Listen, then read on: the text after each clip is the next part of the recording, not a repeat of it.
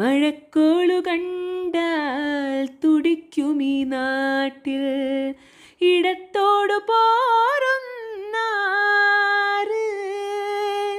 കിളിപ്പാട്ടു തേങ്ങാൻ തുടിക്കുമീ നാട്ടിൽ കരിക്കാടി പോകും പാവ് തണുപ്പോടുമാ നാട്ടിൽ നിങ്ങളും വായോ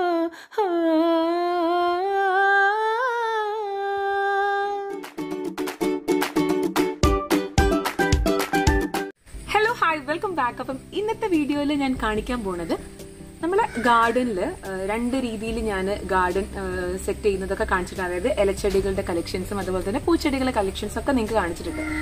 പക്ഷെ നമ്മൾ ഓവർവ്യൂ കാണിക്കാത്തതിന്റെ മെയിൻ റീസൺ എന്ന് വെച്ചാൽ വലിയ സെറ്റപ്പ് ഒന്നും ഇല്ല, വളരെ ചുരുങ്ങിയ രീതിയിൽ നമ്മളിങ്ങനെ ചെയ്ത് പോകുന്നതാണ്. നമ്മുടെ വീട് പണിയൊക്കെ ചെയ്ത് ചേട്ടന്മാരെ കൊണ്ട് നമ്മൾ ഇവിടെ ഇങ്ങനെ കെട്ടൊക്കെ ചെയ്തിട്ടുണ്ട്. ചുറ്റും ഇങ്ങനെ കെട്ടി കുറച്ചൊരു അതിർത്തിയല്ല, കുറച്ചിങ്ങനെ ഒരു വരമ്പ് കെട്ടി വെച്ചിട്ടുണ്ട്. അപ്പം നമ്മളിങ്ങനെ വെറുതെ ഇങ്ങനെ പറഞ്ഞു ചെറിയ രീതിയിൽ നമുക്ക് എന്തെങ്കിലും ഒരു ഗാർഡനിൽ കോർണറിൽ നമുക്ക് എല്ലാവർക്കും ആഗ്രഹമായിരിക്കില്ല ഇങ്ങനെ ഫൗണ്ടൻ പോലെ അങ്ങനെയൊക്കെ ഒന്ന് ചെയ്യണം വേണ്ടി. പക്ഷെ ചിലവ് കൂടാനും പാടില്ല.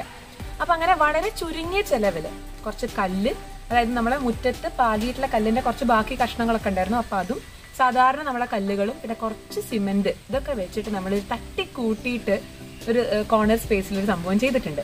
അപ്പൊ ഞാനിപ്പോ ഇരിക്കുന്ന തന്നെ ഒരു സ്റ്റൂളൊക്കെ വെച്ചിട്ട് സെറ്റപ്പിൽ ഒരു ചെറിയൊരു ഭാഗത്തായിട്ടാട്ടോ ഇരിക്കുന്നത്. ഇവിടെ ഇരിക്കാനുള്ള സൗകര്യ കാര്യങ്ങളോ ഒന്നുമില്ല.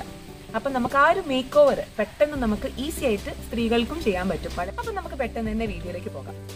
ഇതാ ഇങ്ങനെ ഒരു കോർണർ സ്പേസ് ആണ് നമ്മൾ സെലക്ട് ചെയ്തിട്ടുള്ളത്. കണ്ടില്ലേ നിങ്ങൾ, പണികളൊന്നും കഴിഞ്ഞിട്ടില്ല. അതാ അങ്ങനെ മഴയൊക്കെ ആയി അങ്ങനെ ബ്രേക്കായി പോവുകയാണ്. അപ്പം താഴത്ത് കണ്ടില്ല കുറച്ച് കഷ്ണം കല്ലുകൾ, അതായത് മുറ്റത്ത് ബാക്കി വന്ന കല്ലുകളാണ്. അപ്പോൾ അത് ജസ്റ്റ് ഇങ്ങനെ അട്ടിക്ക് വെച്ചെന്നേ ഉള്ളൂ, വേറെ ഒന്നും ചെയ്തിട്ടില്ല. ഞാനും ഇങ്ങനൊരു ഇതാണ് കാണുന്നത്. എനിക്ക് അടുക്കളയിൽ കുറേ പണിയൊക്കെ ഉണ്ടായിരുന്നു. അപ്പോൾ ഞാനിത് വീഡിയോ എടുക്കാനൊന്നും വന്നിട്ടുണ്ടായിരുന്നില്ല.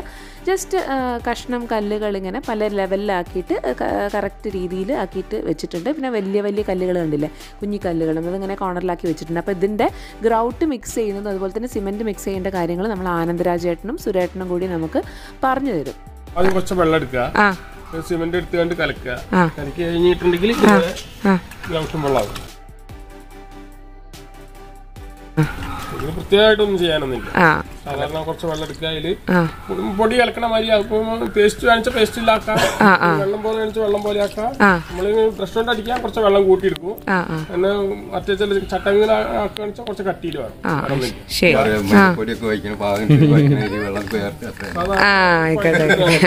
വെള്ളം പാകത്തിൽ എടുക്കുക. സിമെന്റും പൂഴിയും കൂട്ടി മിക്സ് ചെയ്യാം. മിക്സ് ചെയ്തതിന്റെ ശേഷം വെള്ളം പാകത്തിന് എടുക്കുക. ചില സ്ഥലത്ത് ചിലപ്പോ കുറച്ച് വെള്ളം കൂടുതലുള്ള സാധനം വരും, ചിലപ്പോ വെള്ളം കുറവുള്ളതാണ് നോക്കിയിട്ട് ചെയ്യേണ്ടി വരും അല്ലേ. ശരി ശരി, ഓക്കെ, താങ്ക് യു. അപ്പോൾ അതാ ഇങ്ങനെ ഗ്രൗട്ട് മിക്സ് ചെയ്യുന്നത് നിങ്ങൾക്ക് മനസ്സിലായല്ലേ. ജസ്റ്റ് ലൂസാണെങ്കിൽ കുറച്ച് ലൂസ്, നമുക്ക് കട്ടിയിലാണെങ്കിൽ വേണ്ട വെച്ചാൽ അതിനനുസരിച്ച് പേസ്റ്റ് രൂപത്തിലൊക്കെ ആക്കുക. അപ്പോൾ എല്ലാവർക്കും അറിയുന്നുണ്ടാവും, എന്നാലും കുറേ പേർക്ക് അറിയാത്ത ആൾക്കാരും ഉണ്ടാവുമല്ലോ. അപ്പോൾ അവർക്ക് വേണ്ടിയിട്ടാണ്. എന്നിട്ട് ജസ്റ്റ് ഇങ്ങനെ അതാ കല്ലുകൾ ഇങ്ങനെ വെച്ച് കൊടുക്കുന്നേ ഉള്ളൂ. ഫില്ല് ചെയ്ത് കൊടുക്കുക, ഗ്യാപ്പില്ലാത്ത രീതിയിൽ അതിൻ്റെ അകത്തേക്ക് കട്ടി ഇതാക്കാൻ ഉണ്ടാവും. ഇത് കുറച്ച് കട്ടിയുള്ള രീതിയിലാണ് അവിടെ വേണ്ടത്. അപ്പോൾ അതിനനുസരിച്ചിട്ട് ആ കട്ടിയുള്ള രീതിയിൽ അവിടെ ചെയ്ത് കൊടുക്കുക. ജസ്റ്റ് ഒരു മനോധർമ്മം അനുസരിച്ച്, അല്ലാണ്ട് ഇങ്ങനെ പ്ലാൻഡ് ഒന്നല്ലായിരുന്നു ഇത്. അതായത് അത്യാവശ്യം കുറച്ച് കലാബോധം ഉണ്ടെങ്കിൽ തീർച്ചയായിട്ടും ഇങ്ങനെ നമുക്ക് നമ്മളെ കൈകൊണ്ട് തന്നെ ഇങ്ങനത്തെ ഇവരുടെ ഈ ടൂൾസ് ഉണ്ടല്ലോ, ആ ടൂൾസും വേണ്ടി വരും. ജസ്റ്റ് ഒന്ന് ഫിനിഷ് ചെയ്ത് ഒന്ന് നല്ല നീറ്റിൽ കണ്ടോ, ബ്രഷ് കൊണ്ട് അവർ തേക്കുന്നത് ആ ഒരു ഗ്രൗട്ട് കുറച്ചും കൂടി ലൂസായിട്ടുള്ള പരുവത്തിൽ ചെയ്തതാണ് എന്നാണ് ഞാൻ മനസ്സിലാക്കുന്നത്. അങ്ങനെ നിങ്ങൾ കാണുന്ന പോലെ തന്നെയാണ് കേട്ടോ. അപ്പോൾ ഞാനും അത് കണ്ടിട്ടുള്ളത്, അല്ലാണ്ട് ഞാനിത് ആദ്യമേ ചെയ്യുന്നത് കണ്ടിട്ടില്ല. അപ്പോൾ അവിടെയൊക്കെ കല്ലും ഗ്രൗട്ടൊക്കെ വെച്ച് ഫില്ല് ചെയ്ത് കഴിഞ്ഞതിന് ശേഷം ഇങ്ങനെ ഒരു പരുവത്തിൽ സിമെൻറ്റും പിന്നെ അതുപോലെ തന്നെ പൂഴിയും കൂടി മിക്സ് ചെയ്തിട്ടുള്ളത് ജസ്റ്റ് കൈനെ കൊണ്ട് ഈ കല്ലിൻ്റെ ഷേപ്പിലാക്കി ഒന്ന് ജസ്റ്റ് ഉരുട്ടിയിട്ട് ജസ്റ്റ് അവിടെ ഇങ്ങനെ വെച്ച് കൊടുക്കുന്നേ ഉള്ളൂ. പിന്നെ ഇങ്ങനെ വേണ്ട സ്ഥലങ്ങളിൽ ബാക്കിയുള്ള സിമെൻറ്റൊക്കെ ജസ്റ്റ് വെച്ചിട്ട് ഫില്ല് ചെയ്യാണ്. വേറെ ഒന്നും ചെയ്യുന്നില്ല, ഇങ്ങനെ ചെയ്യുന്നുള്ളൂ. നമ്മളെ കൈനെ കൊണ്ട് തന്നെ ഇങ്ങനെ അത് പാകപ്പെടുത്തി എടുക്കുകയാണ് കേട്ടോ.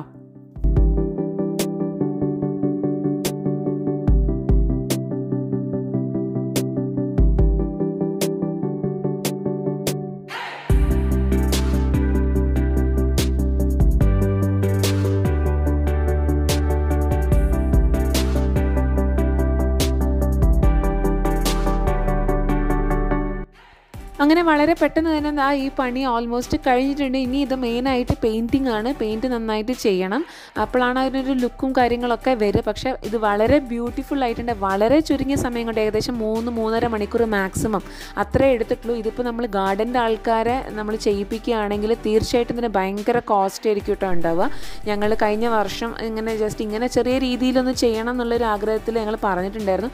നല്ലൊരു എമൗണ്ടാണ് അവർ പറഞ്ഞിട്ടുള്ളത്. പക്ഷേ ഇവരെ കൊണ്ട് ഇത് ചെയ്യിപ്പിച്ചപ്പോൾ വളരെ ഈസി ആയിട്ട് വളരെ കുറഞ്ഞ സമയത്തിൽ ചെയ്തിട്ടുണ്ട്. ഇപ്പോൾ ഇത് നിങ്ങൾ കാണുന്നത് വൈറ്റ് വാഷ് അടിച്ചതിന് ശേഷമുള്ള സ്റ്റേജാണ്.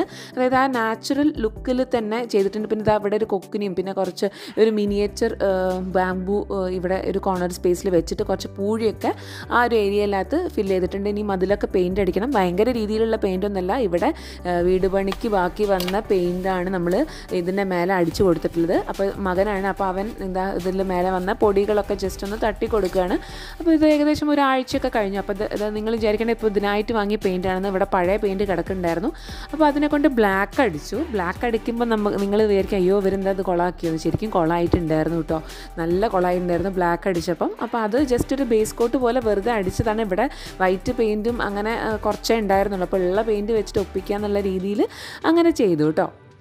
ഇതിലിപ്പോൾ നിങ്ങൾക്ക് അറിയാം, കണ്ടാൽ തന്നെ അറിയാം, ഒക്കെ നമ്മൾ ബാക്കി വന്ന സാധനങ്ങളൊക്കെ വെച്ചിട്ടാണ് നമ്മൾ ചെയ്തിട്ടുള്ളത്. അതായത് ഏകദേശം ഒരു 5 കിലോ സിമെൻറ്റ് വാങ്ങിയതിൽ ഏകദേശം 50 രൂപേൻ്റെ അടുത്ത് പോലും സിമെൻറ്റ് ഇതിന് വേണ്ടിയിട്ട് ഉപയോഗിച്ചിട്ടില്ല എന്നുള്ളതാണ് ഇതിൻ്റെ ഏറ്റവും വലിയൊരു കാര്യം. പിന്നെ ഇതിൻ്റെ മേലെ ഒന്ന് ഉണങ്ങി കഴിഞ്ഞതിൻ്റെ ശേഷം ജസ്റ്റ് ഇങ്ങനെ ഒരു ഗ്രേ പെയിൻറ്റും കൂടി ഉണ്ടായിരുന്നു. അതും ബാക്കി വന്നത് തന്നെയാണ്. അതും നമ്മൾ ജസ്റ്റ് ഇങ്ങനെ വലിയ പെർഫെക്ഷനിലൊന്നുമല്ല, അങ്ങനെ തട്ടിക്കൂട്ടി അങ്ങനെ പെയിൻറ്റ് അടിച്ച് അത്ര തന്നെയുള്ളൂ നമ്മളെ രീതിയിലുള്ളൊരു പെയിൻ്റ് അടി. അല്ലാണ്ട് ഇതിന് വലിയൊരു ഇതൊന്നും നമ്മൾ മെനക്കെട്ടിട്ടില്ല. അപ്പോൾ ഓക്കെ, അപ്പോൾ ഇത് അങ്ങനെ ചെയ്ത് കൊടുക്കുക, വേറെ ഒന്നും വേണ്ട.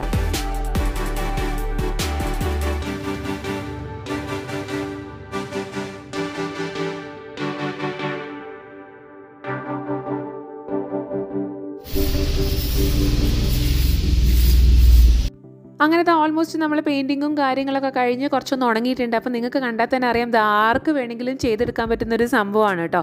അപ്പം ഇനി പ്ലാന്റ്സൊക്കെ ഞാൻ ഇവിടെ ഉള്ളത് ബിയർ ആപ്പിളിൻ്റെ ഒരു മരമാണ്. അപ്പോൾ അത് അങ്ങനെ തന്നെ നിലനിർത്തിക്കൊണ്ട് തന്നെ പിന്നെ കുറച്ച് മണി പ്ലാന്റ്സൊക്കെ ഞാൻ അങ്ങനെ ജസ്റ്റ് ഒന്ന് വെച്ചെന്നേ ഉള്ളൂ, ഒരു ഭംഗിക്ക് അങ്ങനെ വെച്ചെന്നേ ഉള്ളൂ. ഇനിയിപ്പോൾ നമുക്കിതിൽ ആ ഫേണൊന്ന് അവിടെ താഴത്തേക്ക് ഫിറ്റ് ചെയ്യണം. പിന്നെ കുറച്ച് വെള്ളമൊക്കെ വെച്ച് ഫൗണ്ടൻ പോലെയൊക്കെ ആക്കി മാറ്റണം എന്നാണ്. അപ്പോൾ ഞാൻ വരും വീഡിയോകളിൽ ഞാനത് നിങ്ങൾക്ക് കാണിച്ചു തരാം എന്തൊക്കെ കാര്യങ്ങളാണ് ബാക്കി ഇതിൽ ചെയ്യുന്നുള്ളത്.